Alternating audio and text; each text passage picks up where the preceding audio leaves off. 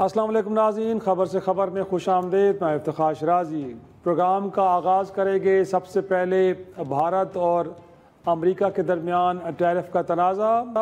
ناظرین، آپ کو معلوم ہے کہ بھارت پہ سب سے زیادہ گویا کہ 50% ٹیرف عائد کیا گیا ہے امریکہ کی جانب سے، جس کے بعد کہا یہ جا رہا ہے کہ اب امریکہ کے لیے بھارتی برآمدات شدید متاثر ہوں گی۔ اور ایسے میں کہ مودی سرکار اس سے پہلے مئی کے مہینے میں پاکستان کے ساتھ جو 4 روزہ جنگ تھی اس کو لے کے ہدف تنقید ہے، اور کانگریس اور دیگر جماعتیں ان سے بڑے بڑے سوالات کر رہی ہیں جن کے جواب ان کے پاس نہیں ہیں، اور اب بھارت کے ساتھ ٹریڈ کے معاملات پہ جو ایک تنازع پیدا ہوا ہے وہ اس کو لے کے بھی مودی سرکار کو بڑی مشکلات درپیش آ رہی ہیں۔ ساتھ میں ناظرین اس معاملے کو لے کے یہ بھی جاننے کی کوشش کریں گے کہ کیا اس سے پاکستان کے لیے بھی کوئی اپرچونٹی بنی ہے، اور کیا پاکستان کی برآمدات امریکہ کے لیے بڑھ سکتی ہیں ایسے میں کہ جب بھارتی برآمدات میں کمی ہوگی۔ اور ساتھ میں ایک اور اہم خبر، پاکستان کے army chief field marshal Syed Asim Munir کے جو 1.5 ماہ کے قلیل وقفے کے بعد ایک بار پھر امریکہ میں موجود ہیں، اور بتایا جا رہا ہے کہ وہاں پہ ان کی امریکہ کی سول اور اعلیٰ فوجی قیادت سے ملاقاتیں ہوئیں۔ سینٹ کام میں انہوں نے چینج آف کمانڈ کی تقریب میں شرکت بھی کی، اور ساتھ میں پاکستانی کمیونٹی سے بھی ایک بڑا طویل خطاب کیا ہے۔ تو اس وقت ہمارے ساتھ موجود ہے واشنگٹن سے ڈان کے کورسپونڈنٹ ڈاکٹر اقبال صاحب۔ سر بہت شکریہ وقت دینے کے لیے۔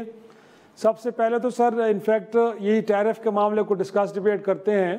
گویا کہ بھارت کے جس خطے کے اندر امریکہ کا اسٹریٹجک پارٹنر اور بڑی اہمیت، لیکن اب تعلقات یہ کہتے ہیں کہ بالکل لو لیول پہ ہیں، تو اس کے پیچھے کیا وہی جو ایک اعتراض آیا امریکہ کی جانب سے کہ کیونکہ بھارت روس سے تیل خرید رہا ہے اور لہٰذا ٹیرف کو 25 سے بڑھا کے 50% کیا جا رہا ہے، یا کچھ اور بھی آپ سمجھتے ہیں کہ کچھ عناصر ہیں کہ جن کو لے کے اب دونوں ملکوں کے درمیان ایک تناؤ کی کیفیت ہمیں دیکھنے کو مل رہی ہے؟ جی، سب سے پہلے تو آپ شکریہ آپ کا کہ آپ نے مجھے یہ موقع دیا۔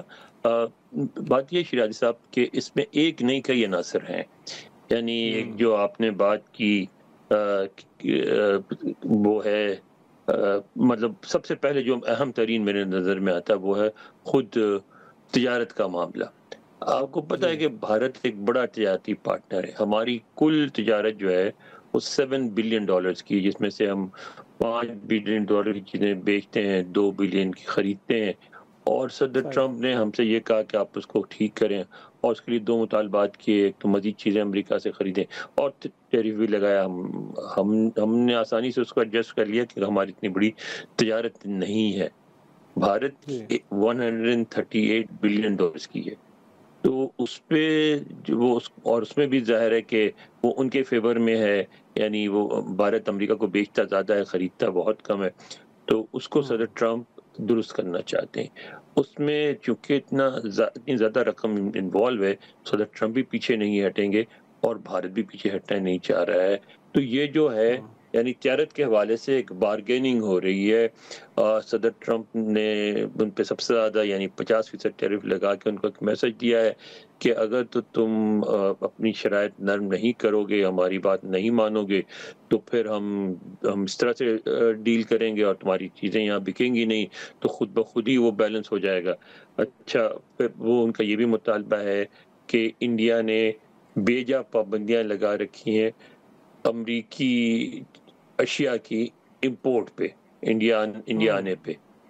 تو اس میں انڈیا کہتا ہے کہ ہم نے وہ پابندیاں لگائی تھی چائنا کے لیے، تو یہ کہتے ہیں کہ ٹھیک ہے چائنا کے لیے لگائی تھی، اچھا کیا تھا، ہمیں اس سے استثناء قرار دیں، ایکسیپشن دیں۔ تو یہ ایک ہے جس پہ ان کی بات چیت چل رہی ہے۔ دوسرا پہلو جس کو ہم پہلے تو غیر سنجیدگی سے لیا جا رہا تھا، لیکن اب بات واضح ہو گئی ہے، آپ نے جو خبریں بھی پچھلے دنوں جو آئی تھی ان سے دیکھا ہوگا، اور وہ ہے جو ہماری بھارت اور پاکستان کی جو جنگ ہوئی تھی 4 روزہ، اس جنگ کے میں جو صدر ٹرمپ نے کردار ادا کیا تھا، اس کو جس طرح انڈیا نے ڈاؤن پلے کیا ہے، اس سے یہاں بڑی ناراضگی ہے، کیونکہ اب احساس ہوتا ہے کہ یہ صرف خبر کی بات نہیں تھی، کیونکہ ان کی جو انٹیلیجنس کی رپورٹ بھی لیک کرائی، وال اسٹریٹ جرنل میں لیک کرائی گئی، اس کے بعد پھر خود بیانات بھی آئے صدر ٹرمپ کے، سیکرٹری روبیو نے کل بھی ایک انٹرویو میں یہی بات دہرائی۔ وہ یہ تھا کہ وہ یہ کہتے ہیں کہ ہماری جو رپورٹس تھی انٹیلیجنس کی، ان کے مطابق پاکستان اور بھارت ایٹمی جنگ کے بہت قریب پہنچ گئے تھے. جب برہمو میزائل فائر کیے بھارت نے، تو پاکستان کو تو نہیں پتا تھا کہ اس میں نیوکلیر میزائل ہیں یا نہیں. تو پاکستان نے اس کے جواب میں پھر اپنی پوری تیاری کر لی تھی، اور یہ کسی وقت بھی نیوکلیر ہو سکتی تھی یہ جنگ. تو میں نے ایک بہت بڑا کام کیا، ہم لوگ ساری رات جاگے اور ہم نے مداخلت کر کے ایک نیوکلیر وار روکی، جس کا کریڈٹ مجھے جاتا ہے، لیکن بھارت اپنی ڈومیسٹک پالیٹکس کی وجہ سے مجھے اس کریڈٹ سے ڈپرائیو کر رہا ہے. اچھا، اب یہ بھی بڑی ڈیفیکلٹ سچویشن ہے. اگر جو بھارتی وزیر اعظم نریندر مودی اگر وہ یہ مان لیں کہ نیوکلیر وار کے قریب پہنچ گئی تھی صورتحال، اور امریکہ نے ڈیفیوز کرا سچویشن، تو وہ پھر ان کی پسپائی ہوتی ہے. وہ اپنے عوام کے سامنے چھوٹے نظر آتے ہیں، کیونکہ بھارت نے اپنی عوام کو ایک عرصے سے یقین دلا رکھا ہے کہ پاکستان کے پاس کچھ نہیں ہے، صرف بیان بازی ہے، کوئی نیوکلیر ہتھیار وغیرہ نہیں ہے. انہوں نے جو ٹیسٹ کر لیا تھا تو پتہ نہیں کیا کیا تھا، کیا نہیں کیا تھا، پٹاخے پھوڑ دیے تھے. یعنی انہوں نے بالکل عجیب و غریب قسم کے بیانات، جس طرح آپ نے دیکھا ان کا میڈیا کا کیا رویہ تھا، اپنے عوام کو یقین دلا رکھا تھا. اب اگر ان کو جا کے مڑ کے وہ یہ کہیں کہ پاکستان کے پاس سچ مچ نیوکلیر ویپن ہے، پاکستان سچ مچ استعمال کر سکتا ہے، اور اسی ڈر سے ہم نے جنگ روکی، تو وہ بہت چھوٹے نظر آتے ہیں. آج صدر ٹرمپ کہتے ہیں کہ نہیں، میرا تو یہ بڑا کارنامہ ہے اور مجھے اس پہ نوبل پیس پرائز ملنا چاہیے. پاکستان نے مجھے نومینیٹ کر دیا ہے، اسرائیل نے کر دیا ہے، اور ممالک کر رہے ہیں، بھارت کیوں میرا کام خراب ہو رہا ہے؟ یہ بھی ایک سلسلہ ہے. دوسری بات یہ ہے کہ ذرا زیادہ اسٹریٹجک ڈیپتھ میں جائیں تو اس میں جو جنگ ہوئی، اس سے امریکہ میں یہ احساس تیزی سے ابھرا کہ جو ہم سمجھ رہے تھے کہ بھارت چین کا مقابلہ کرے گا اور چین پہ قابو پا سکے گا، تو بھارت ابھی اس پوزیشن میں نہیں ہے. جب اس کے حملے کو پاکستان بھی روک سکتا ہے تو چین بہتر طریقے سے روک سکے گا. تو پھر ان کو یہ احساس بھی ہوا کہ بھارت جو ہے مسلسل انہوں نے کر کے دیکھا، چین کے خلاف بھی استعمال کرنے کی کوشش کی، روس سے جو اس کی تجارت ہے اس کو روکنے کی کوشش کی، ایران سے جو تجارت ہے اس کو روکنے کی کوشش کی. افغانستان میں انہوں نے چاہا کہ ان کی مرضی کی پالیسیز لائے، لیکن کو احساس ہوا کہ بھارت جو ہے وہ ایک ایسا ملک ہے جو اپنی منمانی کرتا ہے. ہماری بات ایک حد تک مانے گا، اس سے زیادہ نہیں مانے گا. تو اس سارے صورتحال میں اسٹریٹجیکلی بھی پاکستان کی اہمیت ابھر کے سامنے آئی. ان کو یہ بات سمجھ آئی کہ پاکستان ایک بہت مفید اور کارآمد حلیف ہے جو ہمارے پہلے بھی کام آتا رہا ہے، جس کی سرحدیں ہیں انڈیا سے، افغانستان سے، چین سے، ایران سے. کوئی بھی ملک جس کی سرحدیں اتنے سینسیٹیو کنٹریز سے سینٹرل ایشیا کے ساتھ بیٹھا ہو، اس کو اگنور نہیں کیا جا سکتا. تو ایک تبدیلی واضح نظر آ رہی ہے واشنگٹن میں ہر جگہ. انور صاحب، انفیکٹ اس اسٹریٹجک شفٹ کو ہم ایک پرماننٹ سمجھیں اور بڑا ویل تھاٹ سمجھیں، اور اب ہندوستان اور امریکہ کے تعلقات پر ریپیئر ورک اتنا آسان نہیں رہا، بٹ مور امپورٹنٹلی پاکستان کے لیے کون سی ونڈوز اوپن ہو رہی ہیں؟ جی دیکھیں، پرماننٹ نہیں سمجھ سکتے، کیونکہ بہرحال امریکہ کے مفاد میں انڈیا سے اچھے تعلقات رکھنا، تعلقات میں ان کی بہتری آئے گی، یہ مستقل کشیدگی نہیں رہے گی. پاکستان کے لیے جو سب سے بڑا ونڈو ہے وہ ہے ٹیرس کی وجہ سے کھلا ہے. آپ یہ دیکھیے کہ پاکستان، پتہ نہیں اس وقت آپ زیادہ بہتر جانتے ہوں گے کہ پاکستان ریڈی میڈ گارمنٹس ابھی تک یعنی کس مقدار میں بناتا ہے اور کیا اس پوزیشن میں ہے کہ وہ امریکن مارکیٹ میں بھیج سکے فوری طور پر. اس کا آپ کو بہتر علم ہوگا. لیکن بعض چیزیں تو ضرور آتی ہیں، مثلاً ہمارا رائس پاپولر ہے، صرف پاکستانی دکانوں پہ نہیں، انڈین، بنگلہ دیشی، افغان دکانوں پہ نظر آتا ہے. ہمارے مسالہ جات ہر جگہ نظر آتے ہیں. تو یہ اس طرح کی اور بھی گارمنٹس، مطلب بہت ساری چیزیں ہیں جو کہ وہ تو فیصلہ اسلام آباد نے بیٹھ کے کرنا ہے نا، کیا چیز ہم بھیج سکتی ہیں یا نہیں بھیج سکتے ہیں، کیونکہ بہرحال یہاں کی کوالٹی تو میٹ کرنی پڑے گی. امریکن مارکیٹ میں کسی کو چیزیں ڈمپ کرنے کی اجازت نہیں ہو تو وہیں سے ریجیکٹ کر کے پھینک دیتے ہیں، تو کوالٹی میٹ کرنی پڑے گی. لیکن ہمارے لیے ایک بہت بڑی ایک اوپننگ ہے اگر اس دوران ہم رابطہ قائم کر کے امریکی بزنسز کو یہ یقین دلا سکیں کہ ہم سستے قیمت پہ بہتر کوالٹی کی چیزیں پرووائڈ کر سکتے ہیں، تو وہ بالکل انٹرسٹڈ ہوں گے خریدنے میں، کیونکہ 50% ٹیکس کی صورت میں بھارت کی اشیاء یہاں کمپیٹیٹیو نہیں رہیں گی. تو اس میں یہ ہے کہ ہمیں اس کا فائدہ اٹھانا ہے. ہم خاص طور پہ ہماری رائس کی، باسمتی کی بہت کھپت ہے یہاں، ہمارے یہاں ہمارے مسالے جات کی بہت کھپت ہے، اور بہت ساری چیزیں ہیں. تو ہم 7 بلین سے لے کے ہم اس کو 14 بلین تک، اس سے بھی زیادہ لے جا سکتے ہیں. لے جا مواقع ہیں، سکتے ہیں. فائدہ اٹھانے کی بات ہے. اور لاسٹ یہ بھی جاننا چاہیں گے کہ 1.5 ماہ کے کم وقفے کے بعد پھر فیلڈ مارشل عاصم منیر صاحب امریکہ میں موجود ہیں. سینٹ کام کی وہاں پہ چینج آف کمانڈ کی تقریب میں جانا، وہاں پہ سنا ہے کہ کچھ پولیٹیشین سے ملاقاتیں بھی ہوئی ہیں، پاکستانی کمیونٹی سے بھی خطاب کیا ہے. اسے آپ کیسے دیکھ رہے ہیں؟ اتنا فریکوینٹ وزٹ اور پھر اس ہائیسٹ لیول پہ انگیجمنٹ کیا پتہ دے رہی ہیں سر یہ؟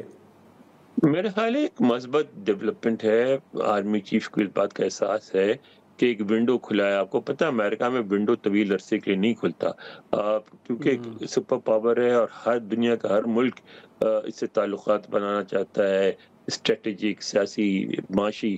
تو آپ کسی بھی ملک کے لیے ونڈو جب کھلتا ہے تو اس ملک کی کوشش ہوتی ہے کہ اس سے فوری طور پہ فائدہ اٹھا کے ایک تعلق، ایک ریلیشن شپ بنا لیا جائے. اور اس وقت آرمی چیف کو نظر آ رہا ہے کہ پینٹاگون جو ہے، یہ جو ہماری ساری سچویشن میں جو امپروومنٹ آئی ہے اس میں پینٹاگون نے بڑا کردار ادا کیا ہے. تو اس کا، اور سینٹ کام نے خاص طور پہ، تو اس کا فائدہ اٹھا کے وہ یہ چاہتے ہیں کہ تعلقات جو ہیں مزید سیمنٹڈ ہوں. اور اس کے لیے انہوں نے وہ آئے، انہوں نے یہاں ملاقاتیں زیادہ ان کی جو امریکیوں سے ہوئی وہ تو ملٹری لیول پہ ہوئی ہیں، اسٹریٹجک لیول پہ ہوئی ہیں. اور وہی اہم ہے. جو سیاسی ملاقاتوں کی باتیں ہو رہی ہیں وہ زیادہ تر پاکستانی جو وہاں موجود ہیں سیاستدان، سابق مختلف پارٹیوں کے، ان سے شاید ان کی ملاقات ہوئی ہے. کیونکہ اب ٹیمپا میں امریکہ کی کوئی پولیٹیکل لیڈرشپ موجود نہیں تھی. وہاں ابھی تک یہ بات واضح نہیں ہے کہ وہ وہاں سے واشنگٹن بھی آئے تھے یا آئیں گے یا چلے گئے، کہ اس میں تفصیلات نہیں بتائی جا رہی ہیں. لیکن یہ پتہ لگ رہا ہے کہ انہوں نے کافی باتیں کی، کیونکہ سیاسی باتوں سوالات بھی ہوئے، ان کا بھی جواب دیا انہوں نے. معیشت پہ بھی سوالات ہوئے، اس کا بھی جواب دیا. انڈس واٹر ٹریٹی پہ بھی سوالات ہوئے، اس کا بھی جواب دیا. اور واضح طور پہ واضح کیا کہ پاکستان کبھی بھی انڈیا کو اجازت نہیں دے گا کہ اس کا پانی بند کر سکے. انہوں نے سیاستدانوں کو بھی یہ کہا کہ جو موجودہ جو سیٹ اپ ہے پاکستان میں اس کے ساتھ مل کے کام کریں، اس کے خلاف کام نہ کریں. تو بہت ساری چیزیں ہیں اس پہ گفتگو کی انہوں نے پاکستانی جو کمیونٹی سے خطاب میں. اور پھر اسٹریٹجک لیول پہ ظاہر ہے کہ سینٹ کام ہم سے براہ راست طور پہ ڈیل کرتا ہے، اس کے کمانڈ کے انڈر یہ سارے علاقے آتے ہیں. تو اگر اس سے ہمارے اسٹریٹجک ریلیشنز ہوں تو وہ پاکستان کے لیے خوش آئند ہے. تو میں خیال پہ ریجنل صورتحال پہ بھی بات چیت ہوئی ہوگی. بہت کچھ ہے. اور اس کا میرا خیال ہے کہا یہ جا رہا ہے کہ 1.5-2 مہینے میں دوبارہ آئیں گے. اب اس کی کوئی کنفرمیشن نہیں ہے، لیکن کہا یہ جا رہا ہے کہ فوجی، آپ کو یاد ہوگا جب آرمی چیف آئے تھے اس کے فوراً بعد ایئر فورس کے بھی چیف آئے تھے، وہی ملاقات کر کے گئے تھے. تو یہ جو رابطے ہیں پاکستان ان کو جاری رکھنا چاہتا ہے، اور اس وقت امریکہ بھی ان کو جاری رکھنا چاہتا ہے. بہت شکریہ انور اقبال صاحب، بڑی تفصیل سے بتا رہے تھے کہ جو پاکستان کے لیے کتنی بڑی ونڈوز امریکہ میں کھل رہی ہیں، اور ان کو گویا کہ میٹیریلائز کرنے کے لیے پاکستان کی قیادت کو کیا کچھ کرنا ہوگا. ایک ناظرین چھوٹا سا بریک، اور بریک کے بعد کچھ انٹرنل مسائل، بالخصوص بلوچستان. پاکستان کا آلموسٹ 50% جل رہا ہے، لیکن وہاں پہ کوئی ایک قومی ایفرٹ نظر نہیں آ رہی مسائل کو حل کرنے کے، دہشت گردی سے جڑے مسائل کو حل کرنے کے لیے. کیوں ایسا ہے؟ کچھ گفتگو کرتے ایک چھوٹی سی بریک کے بعد.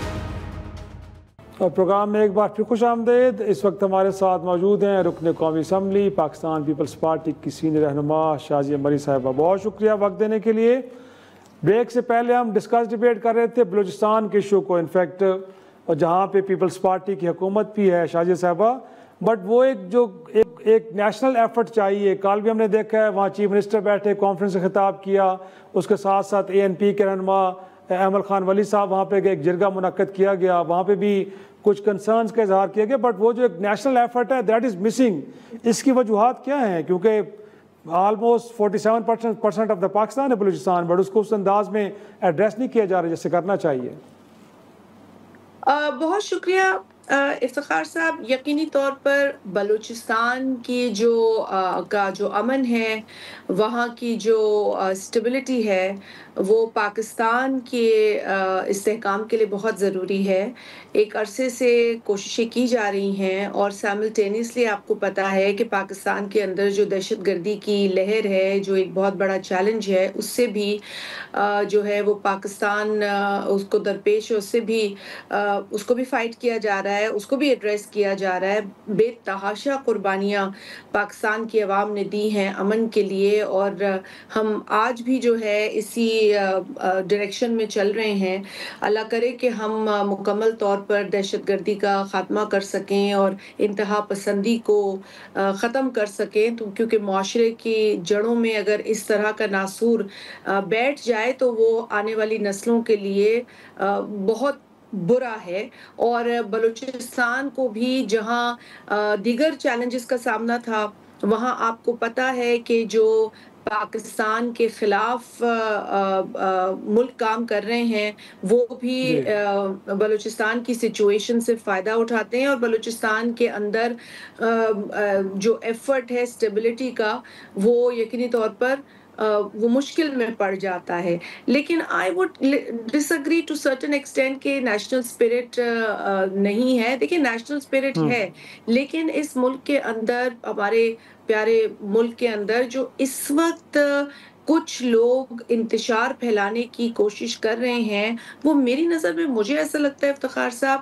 کہ جان کر، یا I can give them benefit of doubt، یا انجانے میں، لیکن جس قسم کی سٹیٹمنٹس وہ پاکستان کے حوالے سے دیتے ہیں، ایک جماعت سے خاص طور پہ جن لوگوں کا تعلق ہے، جو ملک سے باہر زیادہ کر کے چلے گئے ہیں، وہاں بیٹھ کر وہ سارا دن پاکستان کے اوپر مختلف سٹیٹمنٹس دیتے، تو میرا خیال ہے یہ بھی پاکستان کی پرسیپشن کو اور پاکستان کے امن کو نقصان پہنچاتی ہے۔ اگر آپ ان کے میسیجز سوشل میڈیا پہ یا ان کی ٹویٹس دیکھ لیں، تو میرا خیال ہے کہ جو لوگ پاکستان کے دشمن ہیں، یا جو میلی نظر رکھتے ہیں پاکستان کے اوپر، یا جو پراکسیز کے ذریعے پاکستان میں کام کر رہے ہیں، بالکل ان سے ملتا جلتا نیریٹو ہوتا ہے۔ مطلب لینگویج تو چھوڑیں، لفظ بھی وہی ہوتے ہیں۔ تو یہ بہت بڑی ڈس سروس ہے جو جانے انجانے میں ایک جماعت خاص طور پہ یہ کیے جا رہی ہے متواتر۔ نیشنل ایفرٹ تو تب زیادہ مضبوط ہوتا ہے جب اس طرح کے لوگ بھی جو ہیں ان کا قبلہ درست ہو جائے۔ لیکن مجھے افسوس کے ساتھ کہنا پڑتا ہے کہ کچھ ایسی ایکٹیویٹیز ہیں جو اتنے بڑے ایفرٹ کو یقینی طور پر فائدہ نہیں دے رہی ہیں۔ جہاں تک ریزولو ہے پاکستانیوں کا، وہ مضبوط ہے۔ جو ذی شعور امن پسند پاکستان کا سٹیزن ہے، وہ چاہتا ہے کہ پورے پاکستان میں امن ہو۔ اس کے لیے ہم نے قربانیاں دی ہیں، اور ہم مزید بھی خدا نخواستہ اگر ایسا وقت آئے تو قربانیاں دینے سے گریز نہیں کریں گے، لیکن ہمارا الٹیمیٹ گول یہ ہے کہ پاکستان میں اسٹیبلٹی ہو اور امن ہو۔ لیکن شاہد صاحب، انفیکٹ کچھ عناصر ضرور ایسے ہیں جن کا آپ نے ذکر کیا، بٹ بہت سارے ایسے بھی ہیں کہ جو وہاں کے سن آف دا سائل ہیں، وہ اختر مینگل صاحب ہوں یا باقی لوگ، وہ چاہتے ہیں کہ ریاست ان کو انگیج کرے، اس پروسیس کا حصہ بنائے، ان کا انپٹ بھی ہونا چاہیے، لیکن ہم دیکھ رہے ہیں کہ ان کو بھی ڈسون کیا جاتا ہے۔ تو وہ لوگ تو کم از کم ان کو تو انگیج کیا جا سکتا ہے تاکہ اس ایفرٹ کو ہم بہتر انداز میں جو ہے وہ میٹرلائز کر پائیں اور اس کو کامیاب بنا پائیں۔ بالکل کوئی شک نہیں افتخار صاحب، جتنے لوگ آن بورڈ ہوں گے، جتنے سٹیک ہولڈرز آن بورڈ ہوں گے، بالخصوص بلوچستان کے حوالے سے، جس میں اختر مینگل صاحب ہمارے لیے بہت قابل احترام ایک نام ہے، ان کی بٹ ہم نے تو ان کے اوپر ٹریول بین لگا رکھا ہے، ہم نے تو ٹریول بین لگا رکھا ہے۔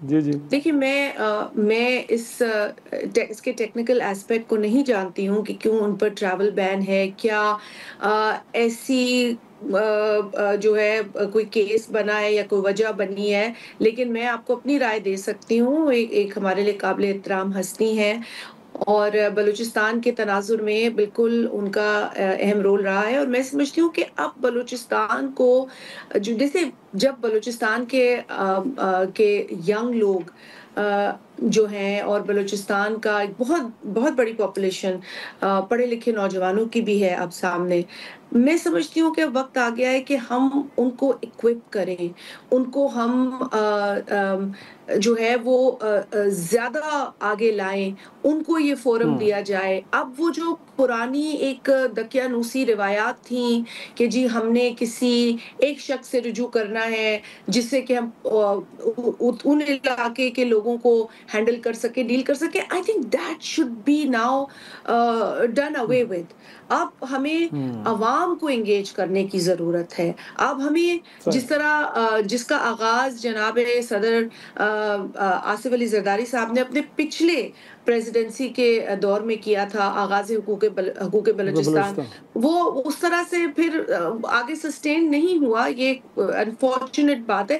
لیکن دیکھیں وہ انہوں نے ایک ڈائریکشن سیٹ کر لیا تھا کہ we need to engage with the people and the youth of Balochistan. It is very important کہ وہاں کی ینگ نوجوان خواتین، بچیاں، جو بچے ہیں، ان سے انگیج کیا جائے. بیکاز دیکھیں کوئی بھی اب کسی کے پیچھے لگ کر اپنے حقوق حاصل نہیں کرنا چاہتا، تو there has to be more democracy there. اور میرا خیال ہے کہ ایک اچھا عمل ہے کہ سب کو ٹیبل پہ بٹھا کے بات کی جائے. اس میں جو نام ہے ہماری نظر میں دیکھیں پولیٹیکل ڈائیلاگ بہت ضروری ہے. The end of the day ہمیں ڈائیلاگ کی طرف جانا ہوتا ہے. ہم انتشار میں لانے والوں کو بھی یہی بار بار صلاح دیتے ہیں کہ خدا را ڈائیلاگ کریں، پاکستان کے حق میں آپ بات کریں، پاکستان کو نقصان نہ پہنچائیں. اگر آپ دنیا کے کسی بھی شہر میں پاکستان کو گالیاں دیں گے تو پھر میرا خیال ہے وہ جو ان کا لیڈر کہتا تھا نا کہ جی میں انٹرنیشنل فورم پہ جا کے جی میں یہ کر دوں گا، جیل میں ڈال دوں گا، اسی لے لوں گا، میں رلاؤں گا، تڑپاؤں گا. اب میرا خیال ہے یہ نیریٹو ہمارے لیے نقصان دہ تھا، نقصان دہ ہے اور آگے بھی ہوگا. انیشیٹو تو گورنمنٹ کے ہاتھ میں ہے نا. انفیکٹ آپ ان کے اتحادی ہیں تو آپ مسلم لیگ نون کی قیادت سے کہیں گے کہ بہرحال وہ ایک بڑی جماعت ہے، ان کو انگیج کرنا چاہیے، کیونکہ ملک میں جب تک امن نہیں آئے گا تو انویسٹمنٹ نہیں آئے گی. اور کل بھی اگر آپ دیکھیں تو جو قومی جرگہ وہاں پہ ہوا ANP کی قیادت میں، وہاں پہ کچھ کنسرنز کا اظہار کیا گیا ہے. مائنز اینڈ منرل سے متعلق جو ایکٹ آیا بڑی ہیسٹ میں آیا، ان کا خیال یہ ہے کہ یہ صوبائی حقوق کے اوپر ڈاکہ ہے. پھر ساتھ میں جو FC کو ایک فیڈرل فورس بنا دیا گیا ہے، شاید اس کے اوپر بھی اعتراضات کیے جا رہے ہیں. تو بطور ایک سینئر رہنما آپ کیا سمجھتے ہیں کہ یہ بڑے ویلڈ اعتراضات ہیں، ان کو ایڈریس ہونا چاہیے؟ دیکھیں ان اعتراضات کو گراؤنڈ ریالٹی سے ہٹ کر دیکھا نہیں جا سکتا. بلوچستان میں چیلنج سیکیورٹی کا بہت بڑا ہے. میں اور آپ تو ایز سویلینز بات کر سکتے ہیں بہت ساری چیزوں سے. میں آئیڈیولوجیکلی اگری نہیں کرتی یا آئیڈیلی اگری ہم اور آپ نہیں کرتے، لیکن جو اس سیکیورٹی سچویشن کو فیس کر رہے ہیں، جیسے اب جعفر ایکسپریس پر میرا خیال ہے آج ایک اور اٹیمپٹ ہم نے دیکھا کہ ایک اور حملے کی اٹیمپٹ کی گئی. اس سے پہلے جو جعفر ایکسپریس کا واقعہ ہوا آپ کو پتا ہے، وہ ساری پھر پراکسیز بھی نکلی اس کے پیچھے. پہلے بھی ایک جاسوس جو بھارت کا جاسوس تھا کلبھوشن یادو، وہ بھی وہیں سے برآمد ہوا. تو تانے بانے جو ہیں وہ ایسی ایسی چیزوں سے جا کے ملتے ہیں جو بہت زیادہ کمپلیکس اور کمپلیکیٹڈ ہیں. تو جو سیکیورٹی وہاں پہ کام کر رہی ہے ان کے لیے بڑا چیلنج ہے. لیکن اس پورے چیلنج کے اندر میرا کنسرن ہیومن رائٹس ہوگا. میں کیونکہ میری جماعت ہیومن رائٹس کے اوپر بہت مضبوط آواز ہے پاکستان کے اندر. چیئرمین بلاول بھٹو زرداری صاحب کا کنسرن ہمیشہ ہیومن رائٹس کے حوالے سے بڑا واضح رہا ہے اور انہوں نے کھل کے بات کی ہے. کوئی بھی صوبہ ہو پاکستان کا، پختونخوا ہو، بلوچستان ہو، اور بلوچستان میں بھی جہاں ہیومن رائٹس کا اینگل ہے اس کو بھی دیکھنا پڑے گا. ایٹ دا سیم ٹائم میں نے جیسے آپ سے کہا کہ ہم آئسولیشن میں یہ بات نہیں کر سکتے. سیکیورٹی چیلنج ایک حقیقت ہے، لیکن میں آپ کو روکتے ہوئے سپلیمنٹری کوشچن کروں گا. روکتے ہوئے سپلیمنٹری کوشچن جو آپ نے انٹرنیشنل ہیومن رائٹس کی بات کی ہے، کال کے جرگے میں یہ بھی کہا گیا کہ انٹرنیشنل ٹروتھ کمیشن بنایا جائے تاکہ وہاں پہ انسانی حقوق کی صورتحال کو بھی جانچا جائے. تو اس کا مطلب پیپلز پارٹی کو سپورٹ کرتی ہے.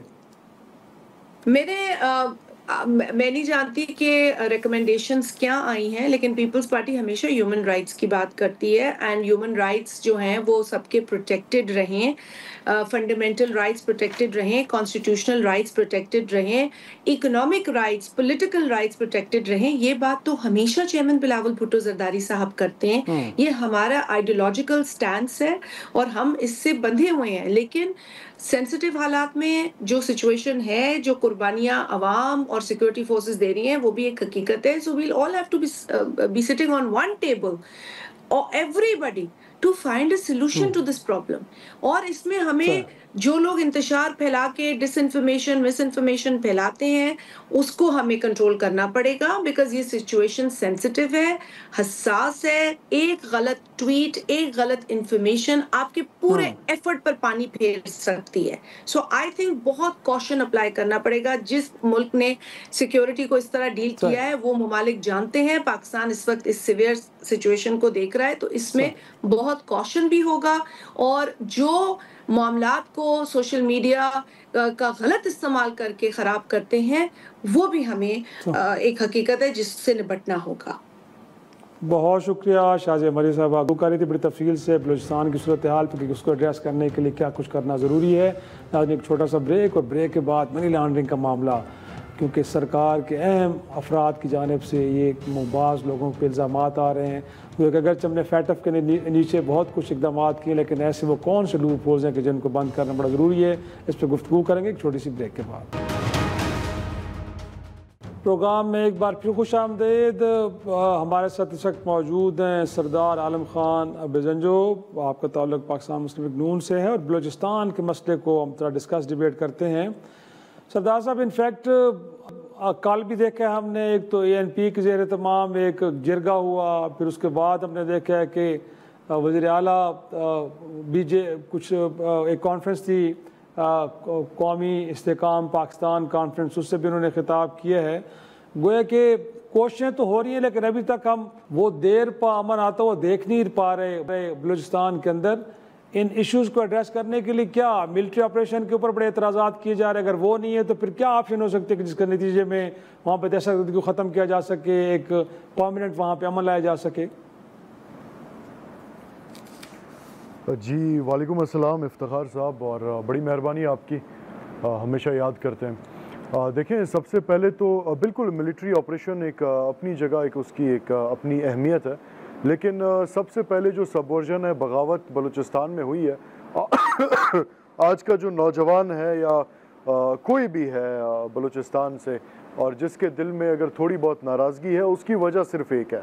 اس کی وجہ ایک یہ ہے، سب سے بڑی وجہ، کہ ماضی میں بہت سے ایسے گروہ اور بہت سے ایسے لوگ جن کا تعلق بلوچستان سے ہے، انہوں نے ریاست پاکستان اور پاک افواج کا نام استعمال کر کے لوگوں کو ہراساں کیا، نوجوانوں کو ہراساں کیا، اور یہ دکھانے کی کوشش کی کہ جی ریاست پاکستان اور پاک افواج ان کے پیچھے کھڑی ہے، جبکہ پاک افواج کو ان باتوں کا علم بھی نہیں ہے اور نہ ہی ریاست کو ان باتوں کا علم ہے. تو بہت سے ایسے لوگ تھے جنہوں نے ریاست پاکستان اور پاک افواج کا نام استعمال کر کے نوجوانوں کو، غریبوں کو، معصوموں کو بڑا ذلیل کیا. اور میں سمجھتا ہوں کہ ریاست کے لیے اس وقت بہت ضروری ہے کہ ان لوگوں کی نشاندہی کریں. ملٹری آپریشنز کی بالکل ایک اپنی اہمیت ہے، لیکن جن لوگوں کی وجہ سے یہ سب کچھ ہوا ہے، ان سب کو بالکل گریبان سے پکڑنا چاہیے کہ کس حیثیت میں جی عام انسان یا عام کوئی گروہ ریاست پاکستان یا پاک افواج کا نام استعمال کر کے لوگوں کو ہراساں کرتا ہے.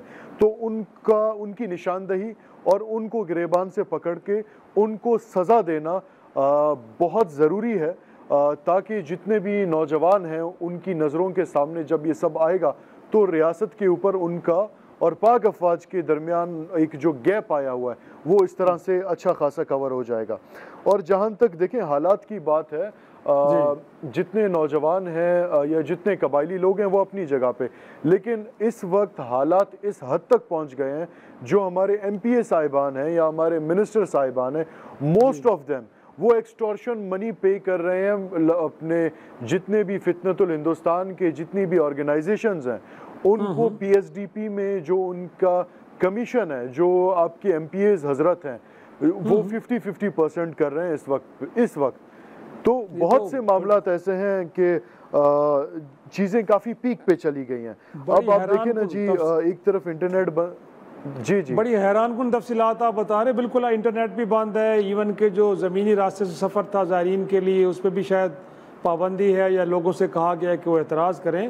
لیکن اگین یہ پرابلم پھر کہاں پہ آ رہی ہے؟ ہمیں تو لگتا ہے کہ وہاں پہ ایک بڑے اسکیل پہ آپریشنز ہو رہے ہیں لوگوں کے خلاف. پچھلے دنوں بھی کہا یہ گیا کہ 43 کے قریب یا 47 کے قریب وہاں پہ لوگوں کو مارا گیا. بٹ کدھر ایشوز ہیں؟ آپ کو لگتا ہے کہ لوکلز کو انگیج نہیں کیا جا رہا؟ آپ جیسے سردار، کیونکہ ہم نے اس سے پہلے دیکھا سابق فاٹا کے اندر وہاں کے قبائلی رہنما ساتھ شریک ہوئے تو شاید کامیابی بھی ملی.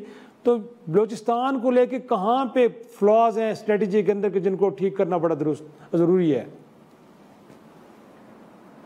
دیکھیں میں آپ کے علم میں ایک بات لاتا چلوں. ابھی تک غالباً کم و بیش کوئی 60,000 کے قریب اس سال ملٹری آپریشنز ہو چکے ہیں بلوچستان میں, اور بلوچستان کے پیس کے لیے ہوا ہے یہ سب کچھ, ٹھیک ہے جی. اور دیکھیں ملٹری آپریشن کی ایک بڑی امپورٹنس ہے, بڑا ضروری ہے ایک ہارڈ اسٹیٹ کا ہونا, لیکن اس کے ساتھ ساتھ جہاں تک قبائلی لوگوں کی بات ہے ان کو آن بورڈ لینے کی بات ہے. اب مسئلہ کہاں آ رہا ہے؟ مسئلہ یہاں پہ آ رہا ہے کہ جی ہمارے جو ایوان بالا میں بیٹھے لوگ ہیں ان کو, اب میں ایک گراؤنڈ لیول کی آپ کو بات بتا رہا ہوں کہ ان کو اب تک سردار اور میر میں کوئی فرق نہیں نظر آیا, اور ان کو لگتا ہے جی سردار کوئی الگ شخصیت ہے, میر کوئی الگ شخصیت ہے. میر اور سردار دونوں ایک ہی ہیں, دونوں کا کام ایک ہے. اب جی یہ عجیب سی بات ہے, ایک میر جا کے وہاں پہ کہتا ہے جی سردار ظالم ہے, سردار فلانا ہے, سردار نے یہ کر دیا, اور یا سردار جا کے میر کو نیچے ایسے کرے. تو یہ ایک بڑی عجیب سی بات ہے کہ جی سردار کہاں پر ہیں, آپ کے ٹرائبل لوگ کہاں پر ہیں. دیکھیں آن بورڈ لینا بہت ضروری ہے, جتنے بھی لوگ ہیں اس وقت بلوچستان کے اور جتنے بھی قبائلی لوگ ہیں.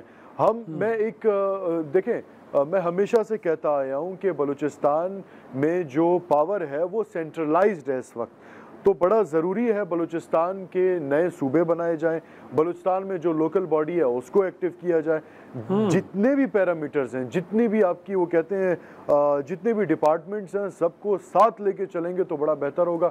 صرف کہنا کہ جی ملٹری آپریشنز یہ بالکل حل نہیں ہے. Military operations, civil support with local body جو ہے اس کی انگیجمنٹ نہایت ہی زیادہ لازمی ہے. نہیں یہ سردار صاحب یہ بڑا آپ نے اہم نقطہ اٹھایا ہے, چلیں گے تو انشاءاللہ. سردار صاحب یہ جو آپ بات کر رہے ہیں کہ بلوچستان کو کچھ فیڈریشن یونٹس کے اندر گویا کہ تقسیم کر دیا جائے, یہ پبلک کے اینڈ پہ بھی خواہش پائی جاتی ہے کہ بہت بڑا صوبہ ہے اس کو تقسیم کر کے کچھ اور یونٹس بنا دیے جائیں, تو یہ آپ کی خواہش ہے یا عوامی خواہش؟ آپ کیا کہہ رہے ہیں سر؟ دیکھیں جی یہ عوامی خواہش ہے. اس کی وجہ یہ ہے کہ بلوچستان میں ماشاءاللہ سے پشتون آبادی بھی آباد ہے, ٹھیک ہے جی, اور پشتون چاہتے ہیں کہ ان کا ایک الگ صوبہ بنے, ان کا اپنا چیف منسٹر ہو. پھر اسی طرح جو براوی بیلٹ ہے ہمارا وہ الگ, اور جو بلوچی بولنے والی جتنی بھی ایک بیلٹ ہے سارا اس کا ایک الگ صوبہ بن جائے گا, تو سب کے اپنے چیف منسٹر ہوں گے, پاور ڈی سینٹرلائز ہو جائے گی, اور جتنے بھی فتنت الہندوستان کی جتنی بھی آرگنائزیشنز ہیں آپ یقین جانیں ان کا زور کافی حد تک ٹوٹ جائے گا. اب اس میں مسئلہ یہ ہے کہ ہماری آبادی اتنی ہے نہیں کہ نیشنل اسمبلی میں ہماری سیٹس کہیں نہ کہیں مینج کی جائیں, لیکن سینٹ کے اندر ایسی پروویژنز بالکل موجود ہیں. کوئی اسپیشل آرڈیننس یا بل پاس کر کے بلوچستان کی خاص کر جو اگر 3 صوبے بنائے جائیں وہاں پہ ان کی ریپریزنٹیشن تھوڑی بڑھا کے, قانون دان تو میں ہوں نہیں لیکن تھوڑا بہت وہ کہتے ہیں ہمیں بھی معلوم ہے, اس طرح کا کچھ کر کے یہ چیز بالکل کی جا سکتی ہے.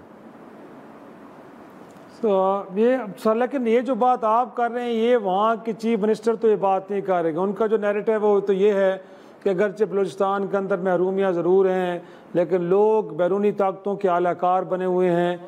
افتخار صاحب معذرت میں آپ کی یہاں پہ بات کاٹ رہا ہوں, محرومیاں بالکل ہیں, ایسی کوئی بات نہیں محرومیاں نہیں ہیں. دیکھیں ہمارے پاس ڈیولپمنٹ اچھی خاصی ہوئی ہے لیکن مسئلہ ہمارے پاس صرف مینجمنٹ کا ہے.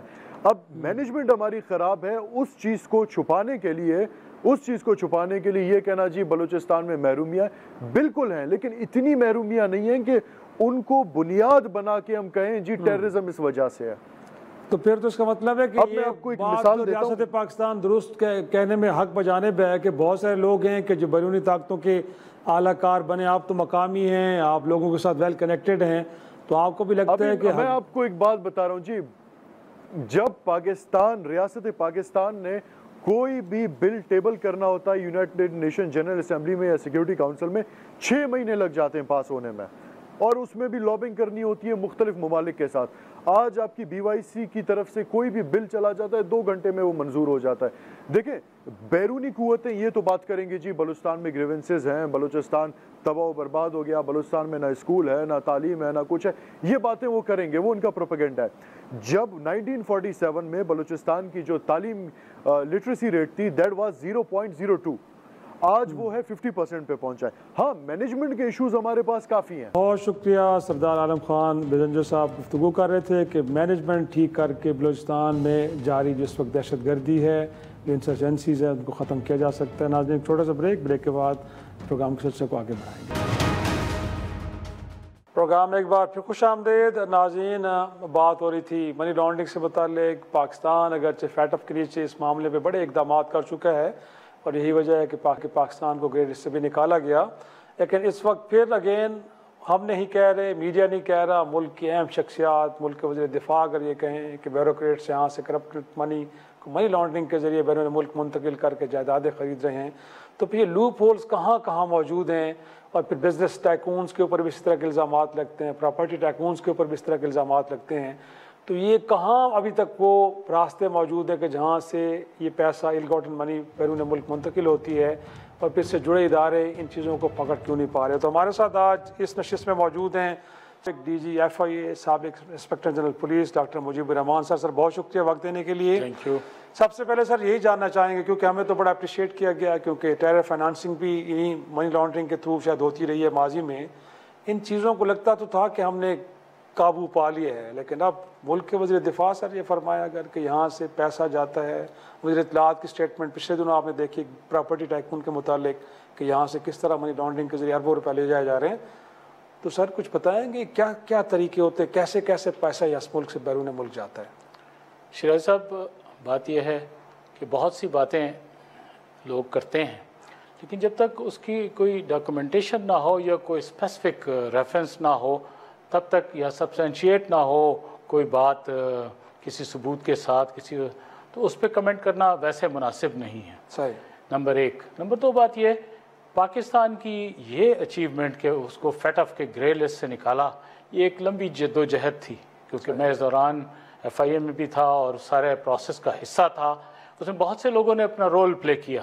ہم اتنی آسانی سے فیٹ اف سے نہیں نکلے، ہم نے بہت ساری کمپلائنسز کی ہیں اور انٹرنیشنل باڈیز نے اس کو ریکگنائز کیا۔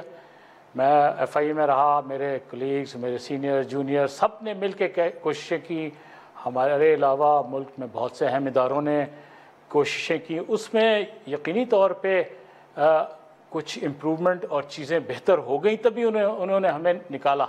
ادروائز یہ نہیں ہوتا کہ جی آپ ایسی کاسمیٹک چینجز لے آئیں، انہیں ہمارے سیریسنس اور ہماری ایفرٹس کے جینون ہونے کے بارے میں یقین ہو گیا تبھی نکالا۔ اور آپ کو موجودہ ریسنٹ پاسٹ کا پتہ ہے کہ ہمارا دشمن ملک نے پورا زور لگایا لیکن کسی قسم کی کوئی ہل جل نہیں۔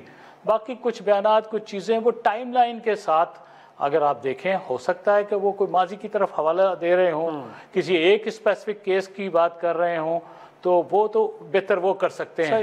میں تو آپ کو اپنے تجربے اور اپنے علم کے حساب سے بتانا، لیکن سر آپ اتنے ہائی آفس کو آپ نے ایک طرح سے وہاں پہ رہے ہیں، لوگ جاننا تو چاہتے ہیں کہ چینلز کون کون سے ہیں، حوالہ ہنڈی ہے، کیا ہے سر، یہ پیسہ کیسے جاتا ہے اس ملک سے باہر؟ ایکچولی بہت سے چینلز جو تھے اس کو آہستہ آہستہ حکومت نے بلاک کیا ہے، اور اس میں یقینی طور پہ اس سے فائدہ ہوا ہے اور ہو رہا ہے، لیکن یہ ایک مسلسل پروسیس ہے۔ ساری دنیا میں جو انڈاکومنٹڈ اور بلیک اکانومی ہوتی ہے، ہمارے ملک میں بھی تھی، ہمارے ملک میں کیش بیسڈ اکانومی تھی، اس کو آہستہ آہستہ ڈاکومنٹیشن کی طرح ہم لے کے گئے۔ ظاہر ہے یہ ایک سوئچ سسٹم نہیں ہے کہ ہم نے ایک بٹن آن کیا اگلے دن آف کیا تو سارا آف ہو جائے گا۔ تو کیش اکانومی چل رہی ہے، تو ابھی بھی کیش اکانومی ایک اکانومسٹ بتاتے ہیں کہ بڑی ریشو ہے۔ اسی طرح بہت سے اس میں چیزیں تھیں جس میں مثال کے طور پہ کیش خود اٹ سیلف، اس کی ڈیلنگ ہمارے ملک میں کلچر بھی تھا اور ہے۔ اسی طرح کیش کے ذریعے سے جیسے ایک ٹرم استعمال ہوتی ہے فیٹ اف کے، اس میں بھی ہوئی، جو ہیں اسپیشل جو مختلف ادارے designated non financial bodies, like جیسے جواہرات کے ڈیلر ہیں، جوہری ہیں، یا پراپرٹی والے ہیں یا اسی طرح اور بھی کئی پروفیشنلز کے بارے میں ہیں، تو وہ چیزیں کہ جن کے اوپر جن کے ذریعے سے منی لانڈرنگ پاسبل ہے، پراپرٹیز خریدتے رہے لوگ، بہت سے اس کے ذریعے منی لانڈرنگ کرتے رہے، بہت سے لوگ جواہرات میں انویسٹ کر کے، یا ایک جیسے ہم نے مل کے ایک پلگ کیا ہے، بڑے بڑے پرائز بانڈز کو آہستہ آہستہ گورنمنٹ نے ایلیمنیٹ کیا، اس کے ذریعے سے منی لانڈرنگ کے پرائز ہمیں سب کو پتہ ہے کہ پرائز بانڈ نکلتے تھے اور وہ خریدے اور بیچے جاتے تھے انعام والے، اور آپ منی کو وائٹ کرتے تھے۔ پھر اس کے علاوہ جو اس ملک میں کچھ ایک لوپ ہولز جو تھے، ایک آدھ ابھی بھی ہے، وہ ہے جیسے ہمارا فارن کرنسی ایکسچینج کا ایک جو ہے فارن کرنسی اس کو پروٹیکشن کا ایک ایکٹ ہے، اس میں اکاؤنٹ میں اگر کوئی پیسے آتے ہیں تو انکم ٹیکس والے نہیں پوچھ سکتے اگر آپ باہر سے کوئی پیسے آ رہے ہیں کہ اس کا اوریجن کیا ہے، ٹھیک ہے نا جی۔ اس کو بھی یوز کیا، حوالہ ہنڈی کے ساتھ مل کے لوگوں نے پیسے یہاں سے بھیجنے اور وہاں سے منگانے کر کے واپس لے گئے۔ پھر اسی طرح گولڈ ایک ایسی چیز ہے، گولڈ کی اسمگلنگ یا گولڈ کے امپورٹ کے اندر یہ منی وائٹ کرنے کا، لانڈرنگ کا ہے۔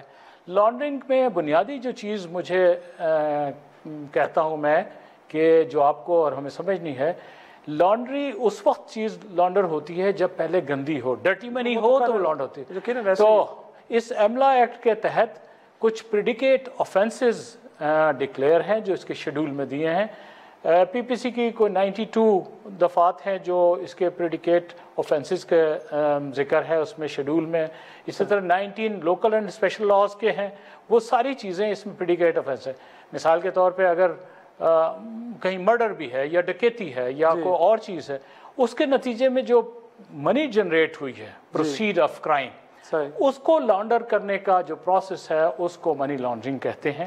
لانڈر کرنے کا کئی طریقہ کار ہیں، اس میں پہلے اس منی کو کسی طریقے سے پلیس کیا جاتا ہے ریگولر سسٹم کے اندر، منی کے بینکنگ چینل یا کسی جگہ، اس کے بعد اس کو کس طرح سے لیئرنگ کی جاتی ہے، سیگمنٹیشن کی جاتی ہے، پھر اس کے بعد مین میں پھر وہ استعمال ہوتی ہے۔ لیکن ڈاکٹر صاحب انفیکٹ سسٹم کی سپورٹ فیسیلیٹیشن کے بغیر یہ ممکن ہے، کیونکہ کہا یہ جاتا ہے کہ جب تک سسٹم آپ کو سپورٹ نہ کر رہا ہو تو آپ کہہ سکتے ہیں کہ اس میں بیٹھے لوگ بھی فیسیلیٹیٹر ہوتے ہیں۔ آپ تو سر اگین اس چیز کو انویسٹیگیٹ بھی کر چکے ہیں، آپ اداروں کے سربراہ رہے ہیں۔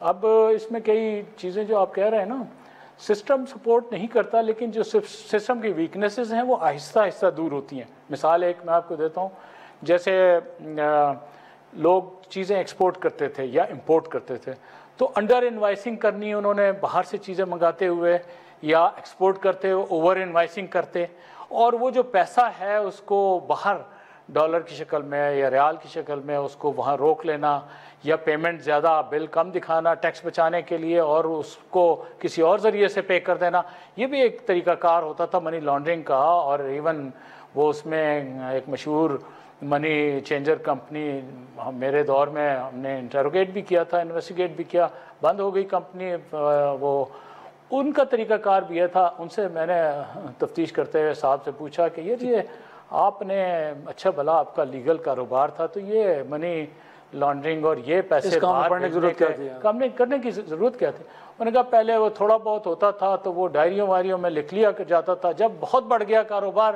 تو مجبوراً ہم نے وہ جو ریجنل کے ساتھ ایک ایک کمپیوٹر وہ بھی رکھ لیا اور ساری دنیا سے پیسہ جانا اور آنا۔ ایک چھوٹا سا میں بات ان سے جو مجھے پتہ چلا، آج سے کافی سال پہلے کی بات ہے، کہتے ہیں کہ جی اب جیسے مثال کے طور پر آپ سعودی عرب میں کام کرتے ہیں یا اسپین میں رہنے والے پاکستانی ہیں، آپ پاکستان پیسے بھیج رہے ہیں، آپ ایک انٹرفیس جو یہاں کی کمپنی کا وہاں جو کمپنی کا انٹرفیس ہے، I am not talking about کچھ اسپیسیفک کا نہیں بتا رہا ہوں، تو آپ ان کے پاس جا کے کہتے ہیں یہ میں نے $1000 پاکستان میں عبد الرحمان کو بھیجنے، آپ نے $1000 دے دیا، اس طرح اور 10 یا 100 لوگوں نے دیے، وہ ڈالر انہوں نے وہاں رکھ لیے اور بینکنگ چینل میں انٹر نہیں کیا، پاکستان نہیں بھیجے۔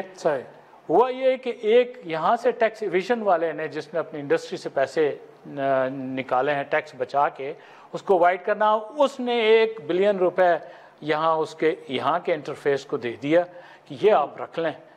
آپ نے رکھ کے اب انہوں نے کیا کرنا ہے, وہ جو باہر کے ڈالر نے انہوں نے رپورٹ یہاں کر دی, یہاں والا جو نمائندہ ہے اس نے اس میں سے پیسے نکال کے جن جن کو دینے تھے وہ دے دیا. اب درمیان میں وہ جو ڈالر ہے نا وہ آپ کے بینکنگ سسٹم میں نہیں آئے, ملک کو اس سے فائدہ نہیں ہوا. یہ بھی ایک منی لانڈرنگ کا طریقہ تھا. یہاں سے پاکستان سے باہر پیسے لوگوں نے مڈل ایسٹ میں یا دبئی میں, مڈل ایسٹ سے مراد دبئی یو اے ای وغیرہ میں بہت سی پراپرٹیاں خریدیں, بوم آیا ایک زمانے میں. بعد میں وہ لوگوں نے کرپٹ پریکٹسز کے ذریعے جو پیسہ کمایا, جس کے خلاف نیب نے بھی کارروائی کی, ایف آئی اے نے بھی, بہت سے ادارے کرتے رہے, لیکن وہ پیسے بھی انہوں نے حوالہ ہنڈی سے یا مختلف جو لوپ ہولز تھے ان کے ذریعے سے باہر بھیجے مختلف ادوار میں.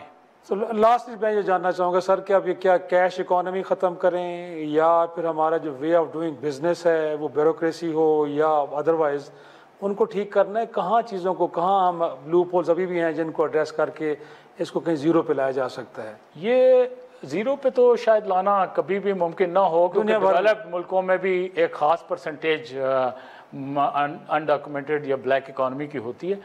ہم اس کو منیمم پہ لا سکتے ہیں, لیکن ان چیزوں کے اوپر عمل کر کے جن پہ موجودہ گورنمنٹ بھی کر رہی ہے, پچھلی گورنمنٹوں نے بھی کیا. ڈاکومنٹیشن آف اکانومی, ساری چیزیں ڈیجیٹائز بھی ہو رہی ہیں, کنیکٹ بھی ہو رہی ہیں. جیسے ایک کسٹم والوں کا ایک سسٹم انہوں نے کیا ہے, جو باہر سے اگر آپ کی کوئی امپورٹ ہوتی ہے دوسرے ملکوں سے ایگریمنٹ کر کے, ان کی ایکچوئل پرائس یہاں آپ کو پتہ ہوتی ہے کہ آپ نے امپورٹ کیا کیا, کہ 2 نمبر کام یا جعلی وہ نہیں ہو سکتا. اسی طرح اب آپ نے کوئی چیز لینی ہے, خریدنی ہے, تو ہر چیز ڈاکومنٹڈ. گورنمنٹ نے کیش اکانومی کو ڈسکریج کیا ہے کہ آپ یہ بینکنگ چینل کے ذریعے کریں گے. سو حل تو یہی ہے جو ڈاکومنٹیشن کمپلیٹ. لیکن اس میں پرابلم جیسے کئی دفعہ تاجر حضرات اختلاف کرتے ہیں, یقینی طور پہ ان کے لیے بہت مشکل کئی دفعہ فیل کرتے ہوں گے, لیکن میں تو امپلیمنٹر کے طور پہ بات کر رہا ہوں. میں اس ادارے کو, ایف آئی اے بہت اچھا کام کر رہی تھی اور کر رہی ہے, نیب, اس طرح اور ادارے ایف بی آر کے, اس میں لوگ کام کر رہے ہیں. لیکن ایک فنگر پوائنٹنگ جو ہے نا وہ تو بڑا آسان سا کام ہے. کسی بھی لمحے کہیں سے بھی آپ کسی کے اوپر الزام لگا سکتے ہیں. تو لیکن یہ انشاءاللہ کر سکتے ہیں ہم, اور کریں گے. ہم نے مرض کو ڈائگنوز کر لی ہے, امپلیمنٹیشن کے اوپر کہیں نہ کہیں پرابلمز آتے ہیں, امپلیمنٹیشن کے پرابلمز ان کو ایڈریس کرنے کی ضرورت ہے. بہت شکریہ ڈاکٹر مجیب الرحمان, سابق ڈی جی ایف آئی اور انسپیکٹر جنرل پولیس بھی رہے ہیں آپ. ناظرین, آج کے شو کا یہ اختتام کرتے ہیں, اجازت دیجیے, خدا حافظ.